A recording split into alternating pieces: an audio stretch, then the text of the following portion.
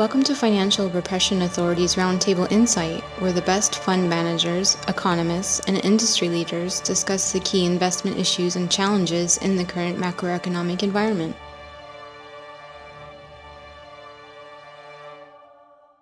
Hi, welcome to FRA's Roundtable Insight. This is Richard Bernoulli.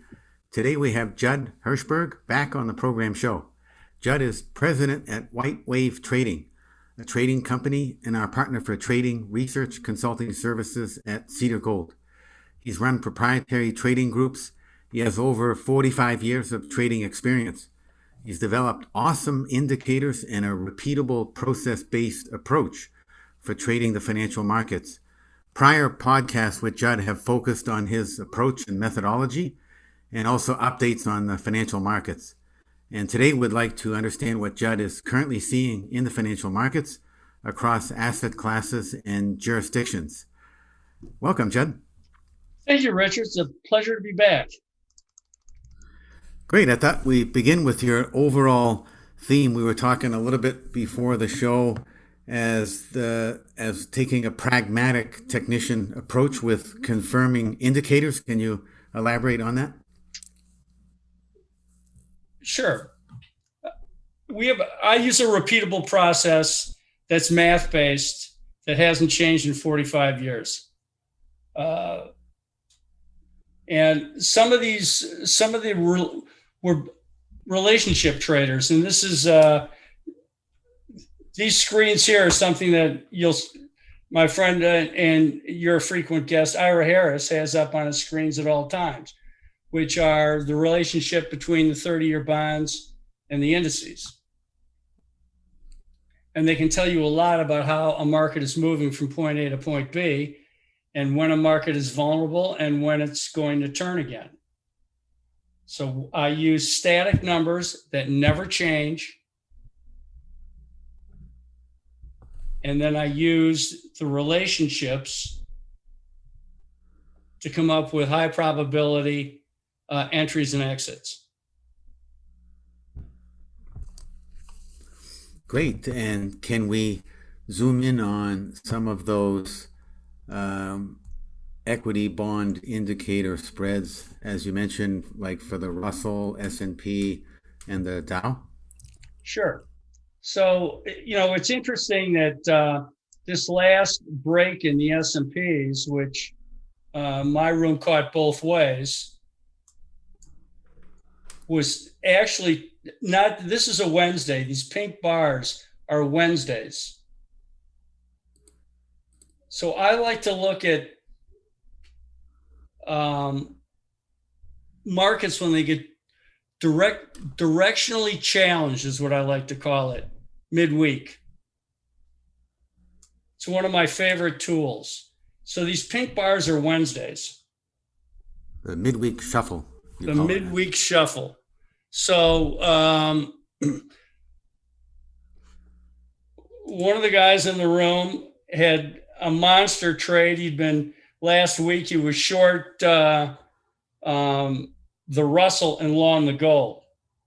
It was just a huge trade. Made 100 points in the Russell. Let me just put that up. And you can see, it put in a topping pattern the 2nd of July, and it came back up last week again in another failed midweek to rally to nowhere. And Monday, you had a match at the 200-day. Let me just put up Russell bonds. And Russell bonds went into the 200-day moving average, but it really wasn't so much the Russell. The Russell on Monday wasn't breaking. It stopped breaking right after the opening, and we were waiting for the S&Ps to bottom. And we picked up that bottoming in two ways.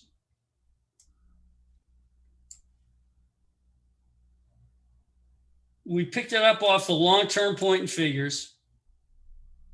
And this is a channel line from last October.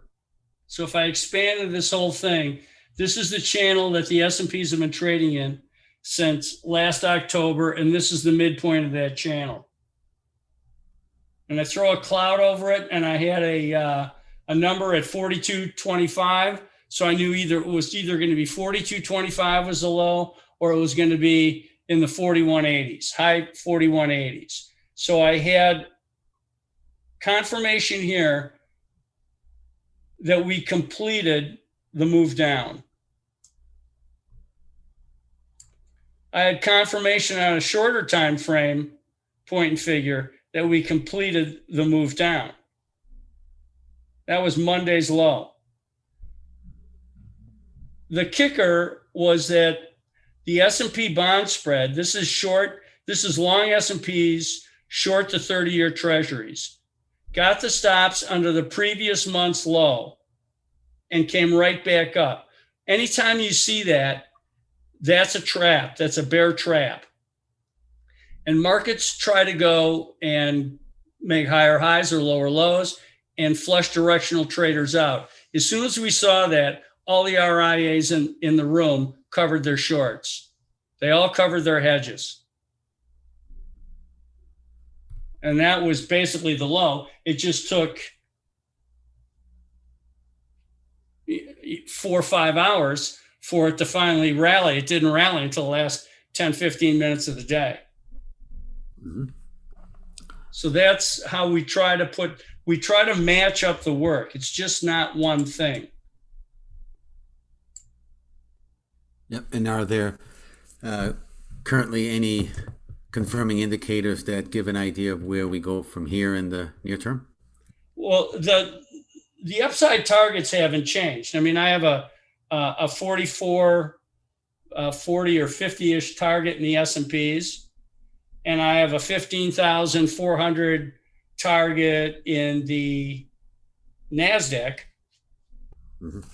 And I know that 1266 or 2266 is going to be hugely pivotal in the Russell,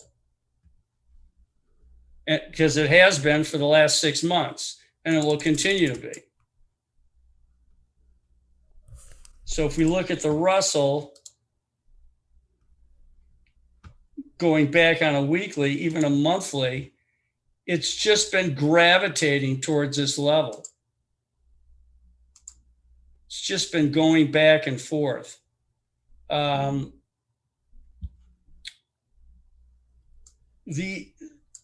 of the tells that we used to buy some portfolio insurance was off the NASDAQ. The NASDAQ has a nasty habit of having huge price rejection off of 12,000, then 13,000, then 14,000. And now we came up to 15,000 and we had another rejection off that number. And for whatever reason, markets react to those numbers. And I don't really care why, they just do.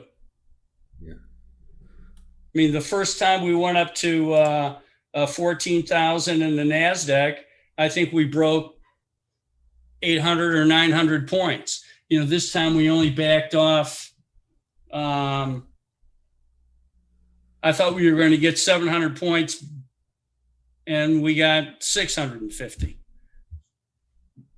So the point is that you're not buying strength into those areas.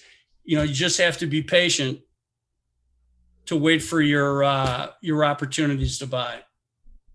Mm-hmm.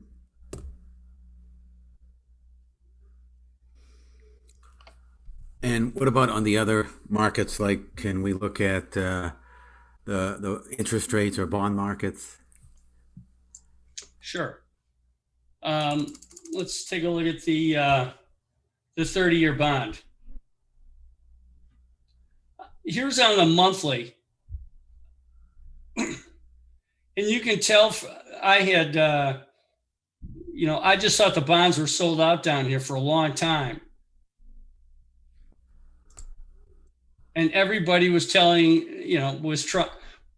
everybody in the media, all they were talking about was the rates are going higher, the rates are going higher, the rates are going higher. Well, the conversation we've been having in my room for the last 4 months is, don't buy it.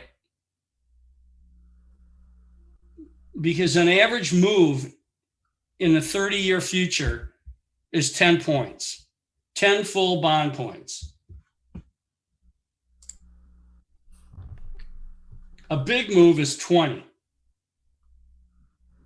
So we've basically just come from 170, to 153. That's a huge standard deviation move for interest rates. Yeah. So, it spent months going sideways here with everybody selling every single break in the treasuries looking for higher yields. And I think on our yield chart, we were looking at, excuse me, let me see if I can pull that up. I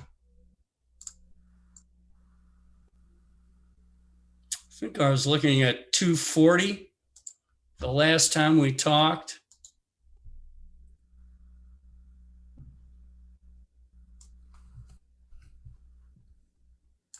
All right, let me just pull this up.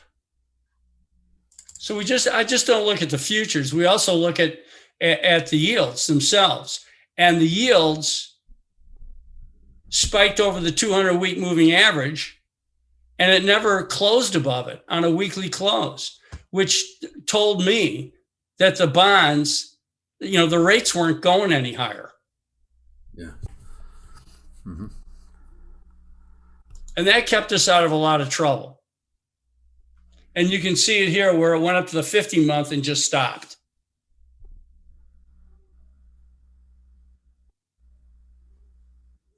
It got everybody excited right here at a big technical area and failed.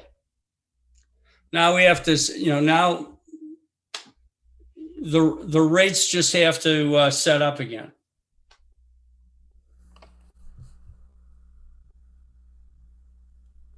Mm-hmm.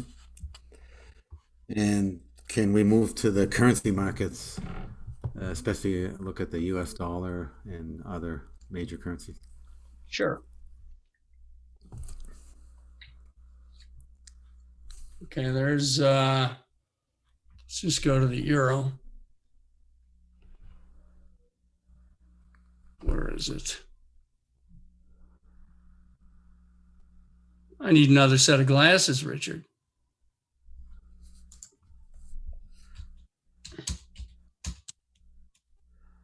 Okay, so the euro's actually is a little confounding from the standpoint that,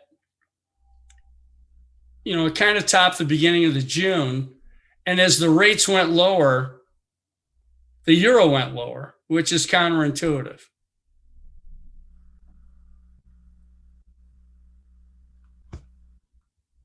So the euro, the Aussie, seasonally, this is a weak time for the Aussie, but right now the Aussie's trying to bottom. I don't know if it bottoms and it's real or not,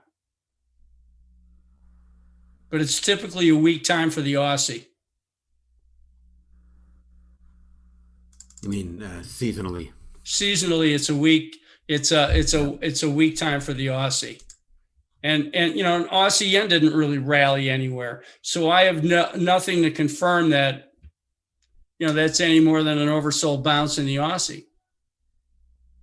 So I haven't been trading the currencies that much. You can see that as the yuan started to weaken, we've had breaks in the beans, we've had breaks in the corn. The beans came off of $16. And at the same time, the yuan started to weaken.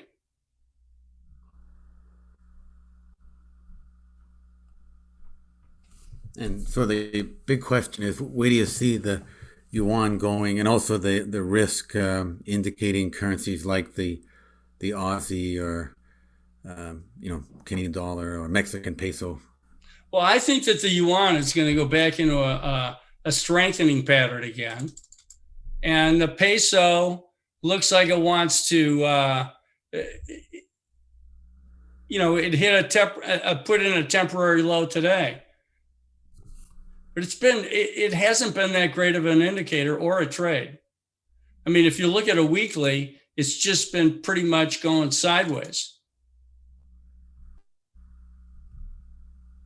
And they've got so much that there's so many reasons to buy the peso.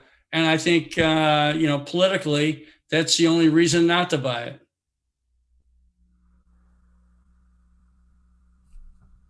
Because they don't seem to be able to get their act together. And what about on the Aussie currency? You mentioned that it's sort of are there any other indicators that can confirm on the Aussie as to which direction it may go? I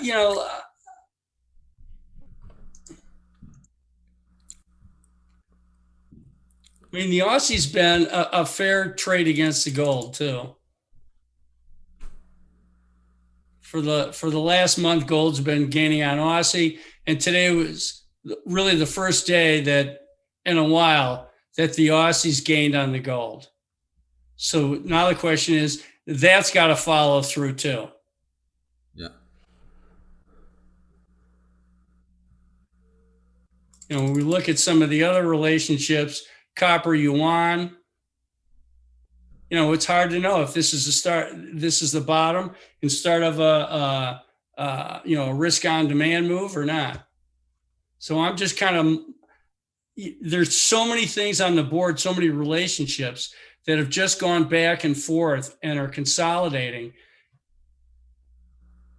And it's been a day-to-day read. It just hasn't been a sustained move. Mm-hmm. I mean, even, platinum yen's been a hard trade. Real hard trade. Yeah.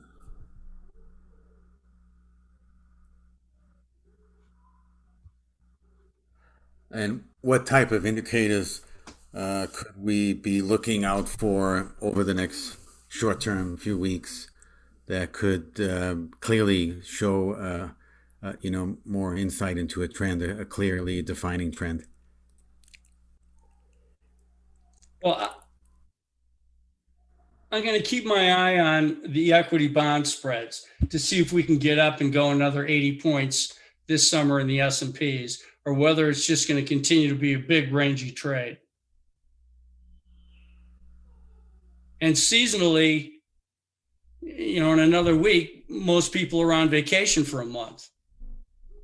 So markets will be thinner. There'll be less people trading, more algorithmic trading.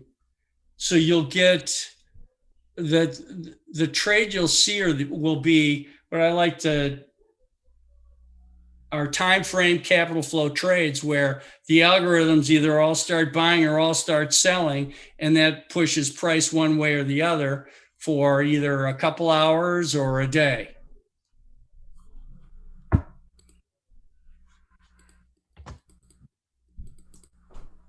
Interesting. And what about in emerging markets themselves for the equity side of things in the emerging markets? Which countries do you like the best? Well, I think that Germany bottomed yesterday. So, or at least it went to a place where you can control your risk.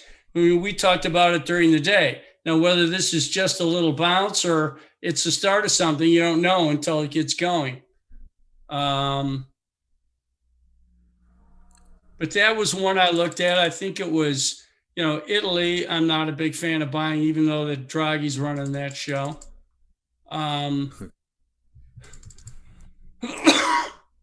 India's trying to shake off their problems with COVID.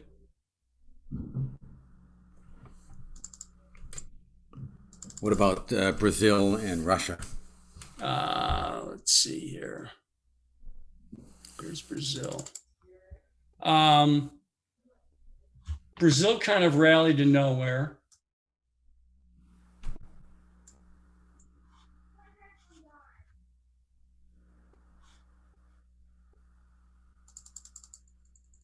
And Russia, had a bounce with this rally in the gold. It's actually hanging in there. Consider that oil just broke 10%. So if you look at a weekly, it wasn't a bad spot to stop. But I'm not sure that oil's got more to go here.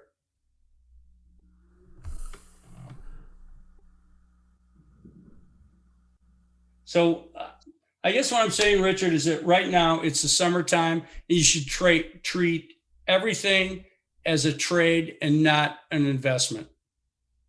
Yeah. What about on the agricultural commodities, soybeans, wheat, corn?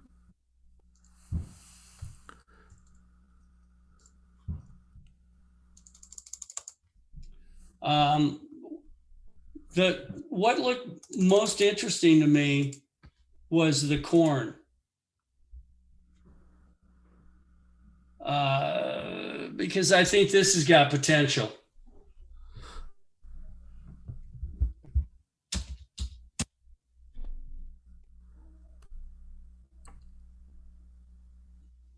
And I think, you've got a small risk to own corn here to see if it can firm up and go. And some of the farmers and ranchers were talking about it, and and some of the gentlemen that are in the agribusiness in the room.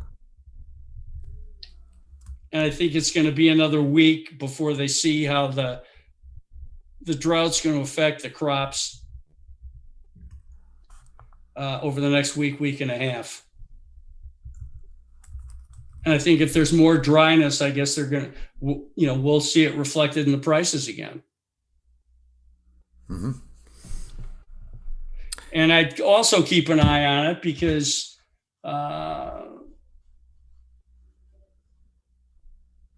let me just pick up this other.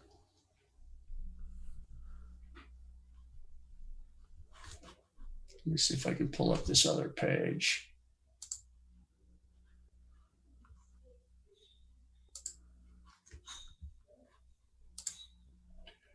I want to show you the, see if they come up.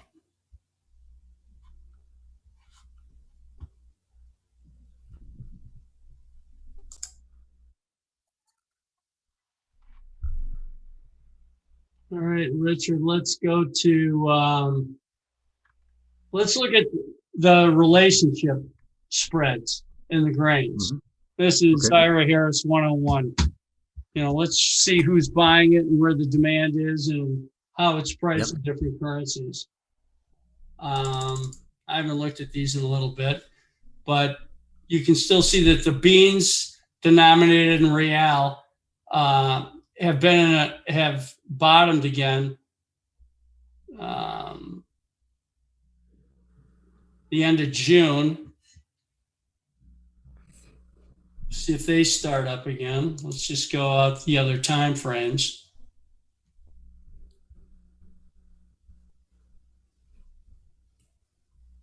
You got to see it, and they've had it hard. They've had a hard time in Brazil with drought. So that's why I like to just go through and see if something sticks out in these different relationships.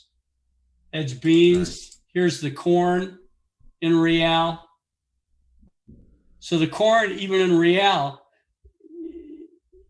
you would expect it to come back up at some point, another 20, 30 cents a bushel. And what you see here, these are deliveries. When one month goes off and another one starts up, you have a new contract that's at a discount. Oh, yeah. That's what you're seeing. Yeah. There's November soybeans denominated in yuan, and they give you some really nice buying opportunities off of this chart. Soybeans in yuan at the 200 day, you had a big rallies, came back down to the 200, another big rally. Here again, that was I think that was one of the crop reports, another huge rally. Mm-hmm. So it's a nice tool to look at, and it's got some more work to get going here. But depending upon what happens in the next couple of weeks, we could see higher grain prices into the fall. Yeah. So this has been a big trade, a really big trade. This is corn in yuan. So that is a very big sell-off in there. Now it's trying to form up again. And that is the difference in contract months. And there's September wheat in yuan. So here's another example of the wheat bottoming, and you're seeing demand in yuan term as well as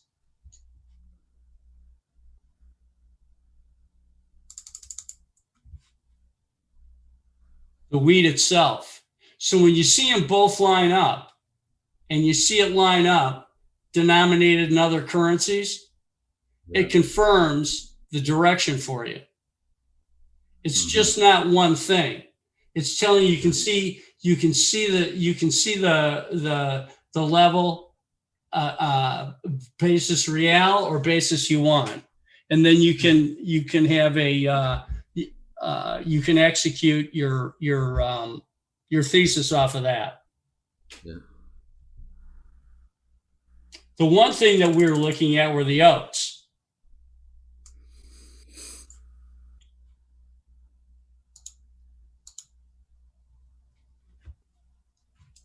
And if you look at the oats, this has been a huge move back up here. Mm. This is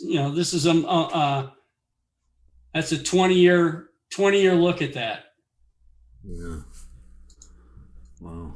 So now the question is that all there is? And it rejects up here and comes back down again, and all the other grains come with it, because the oats have been leading everything. And what Ira points out is that seasonally, this isn't a strong time for the oats, and they've been strong.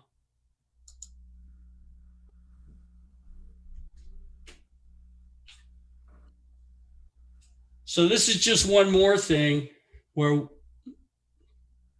I like to look at the relationships across the entire complex. Yep.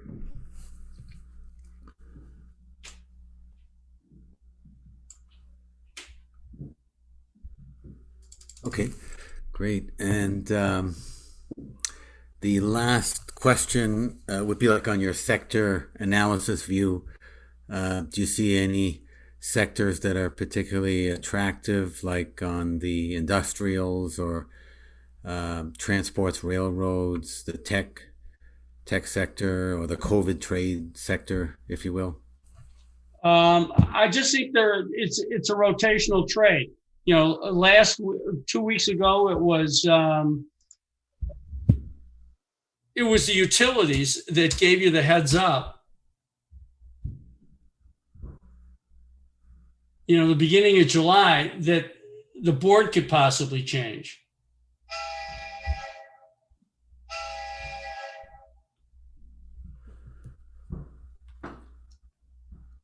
And that's because the utilities were so strong, and it's basically defensive.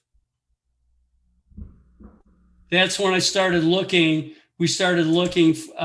more deeply at the equity bond spreads. Mm-hmm.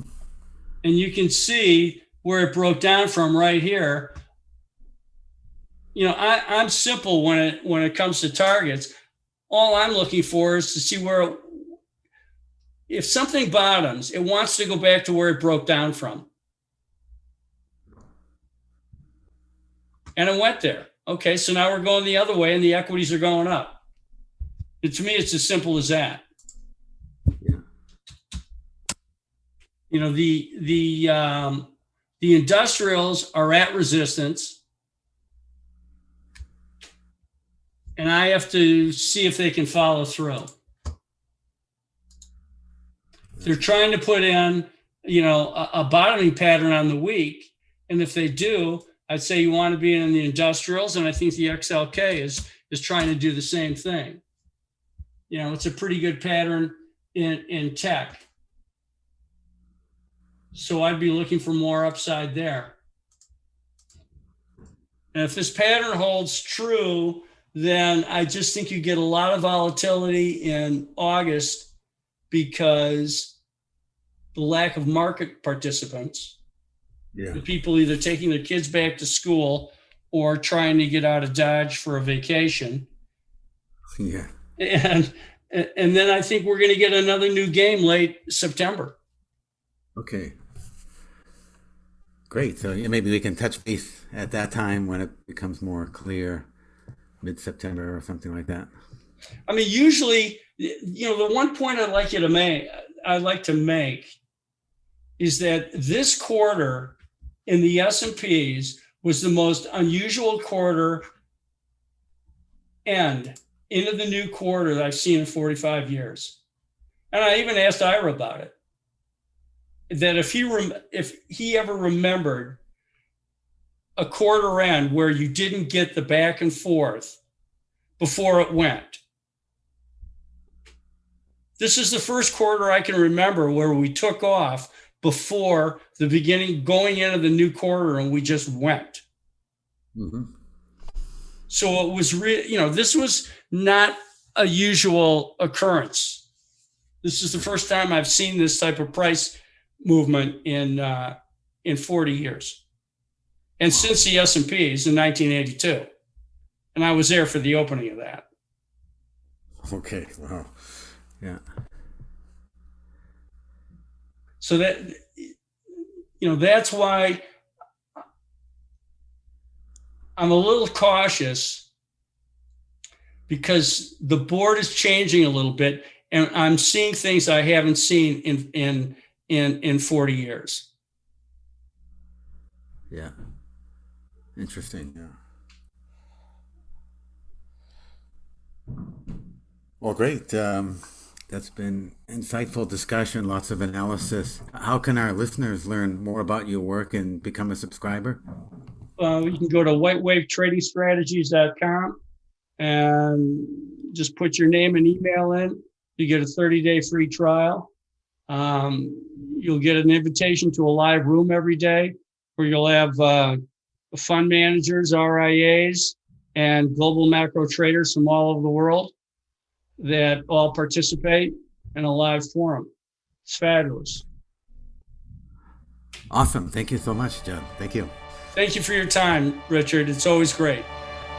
The FRA Roundtable Insight Show is for informational and educational purposes only and should not be considered as a solicitation or offer to purchase or sell any securities. The investments, investment strategies, and investment philosophies discussed or presented on the show each involve their own unique risk factors which are not discussed on the show. Any discussions among the panel participants or responses to listener inquiries are based on the personal opinions of the panel participants and do not take into consideration the listener's suitability, objectives, or risk tolerance. Please be advised that you invest or speculate at your own risk.